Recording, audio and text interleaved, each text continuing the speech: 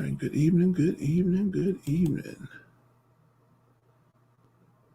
All right, looks like we're live now. I don't know if I'm live in the classroom, but we will see here in just a moment. And I think we are. Okay, good evening, good evening.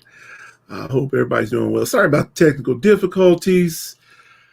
This is my first time scheduling a class and not a regular event. So having a few little technical difficulties and trying to figure out if the stream's going through or not, and it appears that it is. So again, welcome each and every one of you. Let me know you're here. Type hashtag live. Let me know that you are here and you're ready to get things started. All right. So good evening. Good evening. Man, technology is something else. When it works good, it's great. And when it don't, you really don't know what's going on with it. All right. So I see there is a bit of a delay from what I'm seeing online. So that is perfectly all right. We'll work with that. All right. So let's go ahead and just begin. For those of you who are here, and if you are not, we pray that you catch up. All right. First of all, I am Juan P. Barrientos II, aka Brother Juan. I'm living my life, living out my life on purpose to impact lives for the cause of Christ. I empower current and future Christian entrepreneurs online. I call them CEOs, just like you, to operate in your gifts, navigate your biz, and pursue your purpose by establishing scalable service-based businesses, all for the glory of God. I own Next Step Financial Partners, providing tax services, both individual and business, bookkeeping, accounting, and biz coaching and consulting services. Also own Next Step Consulting, where we will soon be announcing our online biz courses to help me fulfill my purpose on an even greater level. I hold a bachelor's degree in business management, a master's degree in accounting and financial management.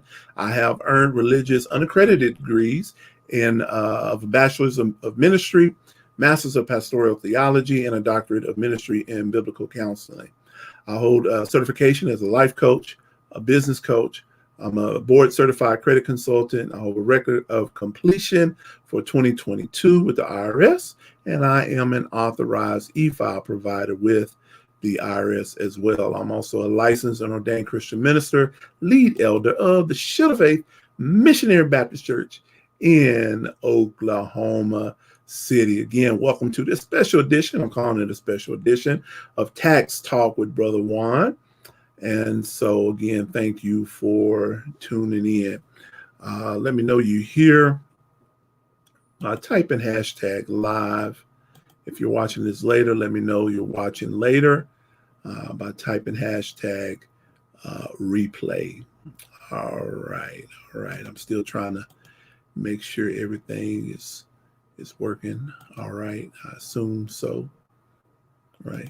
Nevertheless, we're going in my Jamie Foxx voice, imitating Ray Charles, we're going to make it do what it do. All right. Awesome. Okay. So let's go ahead and dive in. I really can't see comments right now. Oh, yeah, I can see comments. Thank you. I appreciate that. So again, thank you. So let's get right into it. Actually have a PowerPoint that we're going to share. Let's take the overlay off so that you can see a little bit better. So, best practices for small business taxes. Best practices for small business taxes. Who am I? And I just already introduced myself as I was trying to figure out, if we actually had some live stream going on or not, trying to figure that out. And even looking on, trying to figure out my phone and making sure that the live is coming through. Nevertheless, we press on. Thank you. I appreciate that. All right. So I've already introduced myself. And again, thank you for tuning in. So before we get to talking about, some of the best practices for small business taxes, I wanted to just go over a few Facebook posts, and then it's going to lead right into the first practice. And I just want to discuss these. I think there's three. And so this first one that I saw is get you an LLC, incorporate your name, and run it as a C corp. It should be as a C corp. Remember Jay-Z's quote, "I'm a businessman. I'm not a businessman. I'm a businessman." Let that sink in, right? There's one thing that is very, very important. This is assuming you're going to incorporate your name. Therefore, you are some type of personality.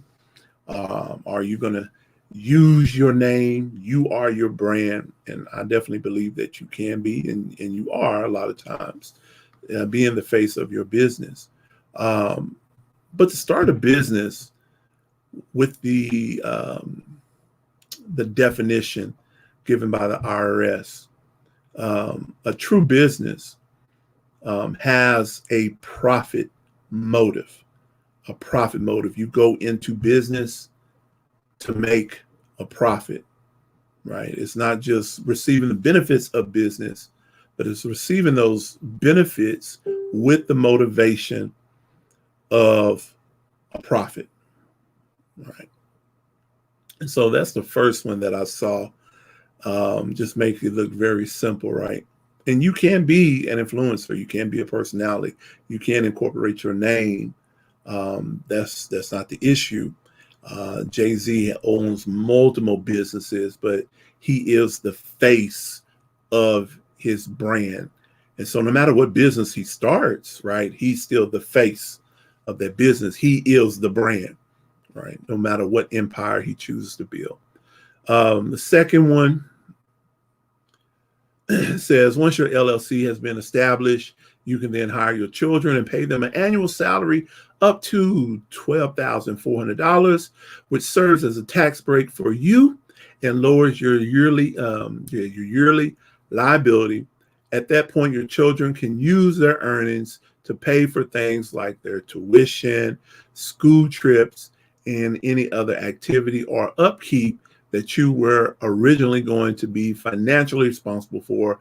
So their needs are met. You're assisting them in establishing a good work ethic, but more importantly, you're decreasing your taxes, your tax liability, and keeping more of your earning in the house. Okay, so this is true. I mean, this is a realistic tax strategy. Of course, you just can't hop in there. There are parameters, there's regulations, there's rules that you have to follow, right? And so one of them, you need to be able to substantiate the expense for your business, right? So with your children, you would need to have a job description, and you would also need to be able to document the hours that they work, and you need to be able to pay them what you would, a wage that you would pay somebody else. And this is a very realistic, right? Because you're spending money on your children anyway. So if they work in your business, there are age requirements, right? They have to be a certain age and up to a certain age. And so by earning up to, they can actually earn more than $12,400. But if they earn up to that, then they're not required to file a tax return. Also, the benefit is when your children are working for you, you don't have to take out taxes for them either. Right? So they don't have to file, you don't have to take out taxes. And so you're going to be spending money on your children anyway. So this is a viable tax strategy. It's actually one of the ones I think it's in my book, right? In my tax and accounting self-employment book that's new for this season. I think it's one of the strategies that I list in there. There's 5 loopholes. I think this is one. I can't remember offhand, but I know it is a very viable strategy. All right. The third one is a little bit longer. It's actually 2 slides. So it says, get an LLC, come up with a name for your company, open a business account with your bank, attach it to that LLC. Choose a room inside of your home as an office. Brick and mortar business like McDonald's get tax deductions on expenses for the building they occupy. So why not use your home as a home-based business? Keep a record of everything, income and expenses, which you should do anyway. A portion of your bills you may pay anyway will become a tax deduction depending on what size of the room you use as an office. So home-based business, there is a home business deduction. Let me continue reading this. It gives the example. Living room is your office. Okay, we'll come back to that. It makes up 30% of your home. Your rent is $1,000. 30% of that, $1,000 equals 300. 300 times 12 months, $3,600. That will be deducted from your taxable income when you file taxes. It includes electric bill, water bill, cable, cell phone, mortgage, the interest, car maintenance, miles driven in the car. But okay, we'll come back to that. So for a home office, it has to be a dedicated space. It does not have to be a whole room. It has to be a dedicated space. It does not have to be a whole room. It has to be used exclusively as your office. So if your office is in your bedroom, there may be a section of your bedroom that you use exclusively for your office, but obviously your office does not have a bed in it, right? And so there is a limit on how many square feet. I think it's 300 square feet off the top of my head. So the smaller your house, the greater the percentage. So if your office takes up 300 square feet and you live in a house that's 3,000 square feet, then you can only deduct 10%, 10% of those bills. But if you live in a house that's, make it easy, 900 square feet, and your office is 300 square feet, then you can use 1/3. So the smaller the house, the greater percentage you can use. If you have a phone in your office, then office phone or dedicated internet, that's 100%. But anything associated with the house can be deducted as a percent. Your cell phone, if you're using it as a business line, that's 100% deductible. Car maintenance, miles driven with vehicles, you have to have a business use for it, and it has to fit with your business. So it has to be ordinary and necessary. And you can't do actual expenses for your car and miles. You can do either or. But if you're using your vehicle for personal and business, it's probably easier just to keep track of the miles and get the mileage deduction. So this is not part of the home office deduction. And then materials for your business, advertising is regular expenses for your business. So I want to just look at those to kind of just give an example of things that you see online. And, they're partially true, but again, best practices for small business taxes.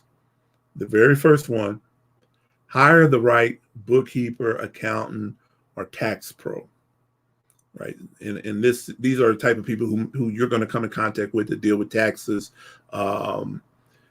Accountant, there are many states where the only person who can use the term accountant is a CPA. And so if you are in a state that regulates the use of the word accountant for being only for CPAs, and you use that term, that's a violation of the law. Oklahoma is like that. So you won't ever hear me call myself an accountant because I'm not a CPA. I do have all the qualifications to sit for the CPA exams, but that's a long story. I'm currently studying to become an enrolled agent by the IRS. I'm going to primarily deal with taxes. So I can't use that word accountant, but I use accounting services all the time. So you need the right person, hire the right person, somebody who you can touch base with throughout the year, that you can ask questions with, that will Oftentimes what I do, especially for new clients, I want to see your last year's tax return. I want to see what you have previously done. As a result, I may be able to find ways to save you more money as well. And then in that case, we can look back further at other tax returns. One particular client, I needed to look at the tax return anyway, because of business things that were on there, and begin to look at their Schedule C, begin to question it, and then kind of find out, between the federal and state, they had overpaid in taxes almost 10 grand, right? And so having the right person that has your best interest is essential to help you, as I say, navigate your biz, and specifically navigate your business taxes, right? So hiring the right person for the job is an essential practice, a best practice. Secondly, claim all income that is reported to the IRS. So we've already heard, you've already been enlightened with the new regulations concerning third-party payment processors like Stripe, PayPal, Square, Venmo, Cash App, because you use that for business as well. And so by doing so, currently I think it's still at $600, but the bill is more than likely going to be passed or raise it back up to $10,000. So if you process, if they process that amount of payments on your behalf, they will issue a 1099K, and by doing that, they're also reporting that income that they processed on your behalf to the IRS. So you're going to have to report that income. If you're keeping track of your income and expenses, then it's not really going to be an issue, because you should be doing that anyway, right? But what's going to happen is that you're going to have to report that income on your tax return, because the IRS is already aware that you've made that as a minimum, right? So whether it's $600, $10,000, or it was $20,000, you should be reporting your income anyway, right? If you're in business, I'm sorry, you're going to have to pay some taxes, right? But again, going back to number one, having the right person will help you navigate to reduce your taxes, to navigate it, to perhaps avoid taxes or defer taxes, right? Avoidance is not illegal. Evasion, tax evasion, is illegal. Keep adequate records. Keep adequate records. You, as a business owner, are responsible to be able to prove or substantiate your expenses on your tax return, right? You have to be able to prove that in the event that you get audited. So by keeping adequate records, if you ever get audited, more than likely the IRS is not going to dig too deep, because they see that you're keeping accurate records. If you're not, then more than likely they're going to continue to dig, because they're going to find something. So keeping accurate records helps audit proof your business, not preventing you from getting an audit, but if you get an audit, you are able to prove and substantiate your income and expenses, right? And so that's a best practice for small business taxes. Separate business from personal expenses. I did a whole live back in, I think December, it may have been back in November, about business owners taking their responsibility, people getting the LLC, and then operating their business through their personal bank account. That defeats the purpose of having an LLC. Or you have the LLC, you get your business bank account, and you use it as your personal piggy bank. When you establish your LLC, that LLC is a separate entity, and it has to be treated as such. It has to be treated as something different for you. Otherwise, you won't be afforded the legal protection of an LLC in the event of a lawsuit, neglect, bad debts, right? And so if you've gone through some issues where you're not able to pay your business expenses, and you have to close up shop, right? Then now the creditors, if they can prove that there is no separation between you and your business. They are able to what we call pierce the corporate veil. In other words, reach past that LLC into your personal assets, right? And so keeping business and personal expenses separate helps you utilize the full legal protection of an LLC. And specifically, I'm talking about a single member LLC that is not an S Corp or a partnership, and it's referred to as a disregarded entity. I don't know if you've ever heard that term. So that's what I'm talking about, because that's what I primarily deal with right now. So number 5, understand the difference between net and gross income. Net and gross income. So if you are selling a product, you receive your sales, your revenue. The first thing that is deducted from that is your cost of goods sold, the cost of the goods that you acquired in order to sell, right? And so that becomes your gross income as the cost of goods sold. If you have a service-based business, then your gross income is going to be your sales, your revenue. Understand there's a difference between that and once you calculate or account for your expenses. So your revenue minus expenses will give you your net income, right? Your revenue is your gross income. Revenue minus expenses is your net income. So, I recently had a discussion with somebody, and we were talking about how in the industry, the thing of six figures, right? So let me ask you a question. So would you rather have revenue of $100,000 a year in expenses of $85,000 a year, or would you rather have revenue of $50,000 a year in expenses of $5,000? Which would you rather have? Right. So there's a difference, right? $100,000 in revenue, $85,000 in expenses is a net income of $15,000. $50,000 in revenue with $5,000 worth of expenses is a net income of $45,000. You made half as much revenue, but you had 3 times as much net income.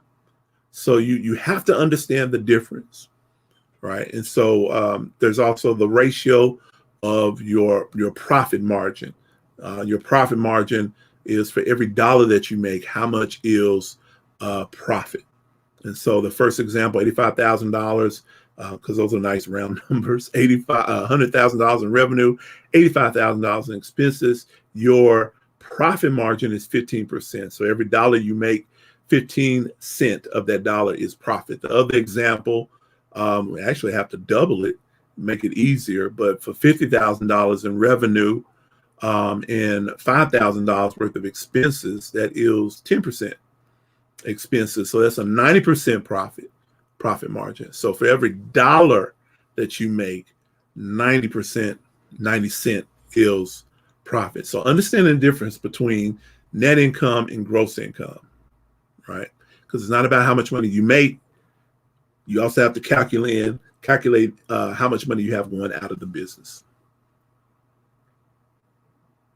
6, correctly classify your business. This has to do with entity, right? Entity. Now, another big thing, and it was in one of the examples, becoming an S Corp. There are certain criteria that are involved with becoming an S Corp.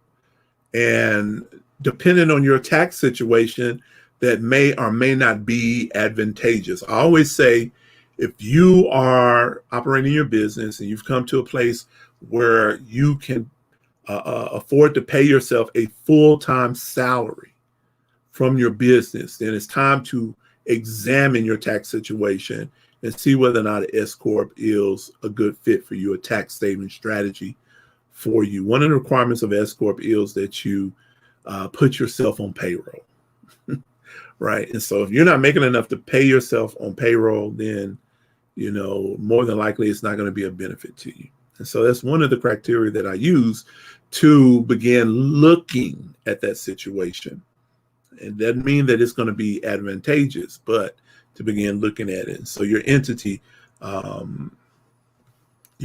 matters, correctly classifying your business in order to save taxes. So I primarily, again, deal with single member LLCs who are disregarded entities. And so it's beneficial to most people. It's not going to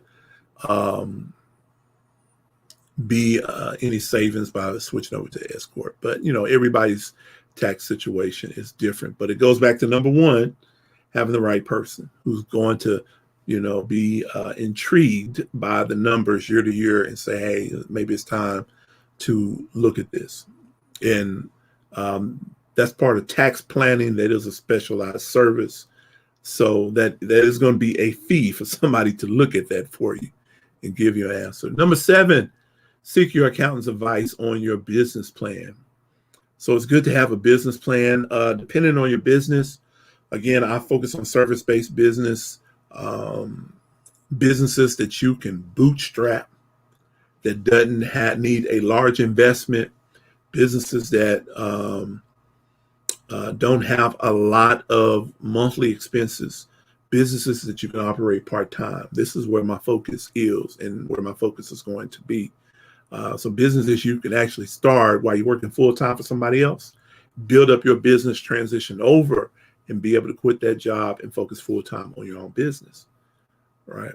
But so one, I don't particularly look at a lot of full business plans. We are going to be having a service to help us, to help business owners like yourself focus on the important parts of your business plan. Because a business plan, I believe, for the most part, at least for those that I serve and reach out to, should be organic. So you come up with a business plan. As soon as you start that business and begin operating, that business plan is going to change, right? Because now you done went from theory and forecasting what may happen to dealing with what is happening. And so your forecasting is going to change. And then your financials on your business plan is going to change. Maybe not who you identify as, maybe not, well, you're still going to have to tweak your marketing throughout. But again, I believe business plans should be more organic, and they may not be popular in the industry. So those are 7 best practices for small business taxes. And I'll just run through them again, just so you know. First of all, hire the right person. Claim all income that is reported to the IRS. Claim all income, period. Keep adequate records. So you can substantiate and prove your income and business expenses.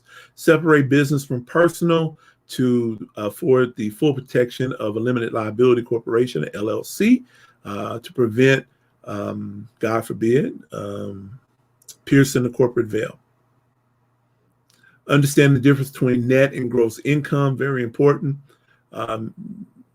Your profit margin is important. Your net income is important. You want you can have a high gross income and a lot of expenses to go with it, and have low net income, where you can have a business that has half as much gross income and a portion of the expenses and have a greater net income or profitability. Correctly classifying your business. Again, that is a tax planning strategy. Most people are going to start off as a single member LLC, and that is important. Oklahoma is very inexpensive. It's $100 to file your articles of incorporation. Other states may be different. Not only is it $100 to file your articles of incorporation, the annual certificate is $25. Whereas in California, I think it's $800 to file and $800 a year. Texas, to the south of us, is pretty reasonable as well for in-state. I was once looking at a foreign entity in Texas. I didn't want to do that. I didn't want to invest the money into that. So we shall see what the future holds. Might have to move to Texas. Seek your accountant's advice on your business plan, right? It helps. I know I invest my time, talents into my clients because I want to see them succeed. And so utilizing my services, one thing I want to know is about your business. as well as about your business plans. Even if you don't have a written business plan, I want to know where you're trying to go, especially with bookkeeping, accounting, coaching, consulting. That's important because unless I know where you're trying to go, then I can't help you to get there, right? And so advisory services, business coaching, business consulting, all plays a part in that. All right. So again, this is Brother Juan, Next Step Financial Partners, Tax and Accounting. I want to offer you a free download of my e-guide, the Tax and Accounting Guide for the Self-Employed. All kind of tips and tricks in there to help you navigate this current tax season. And of course, if you need us here at Next Step Financial Partners, feel free to reach out.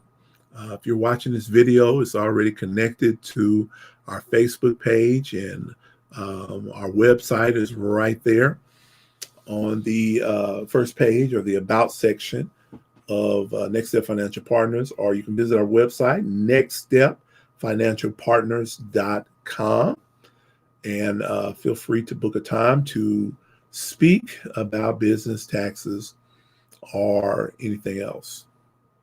So again, we're going to close up. If we don't have any questions, definitely feel free to type those in the chat and we'll look at those. I don't think any questions were actually posted on the event page. Event page has been pretty quiet.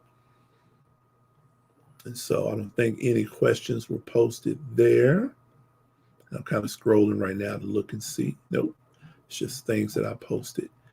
So I appreciate this opportunity to come before you and just maybe encourage, educate, empower you for this tax season.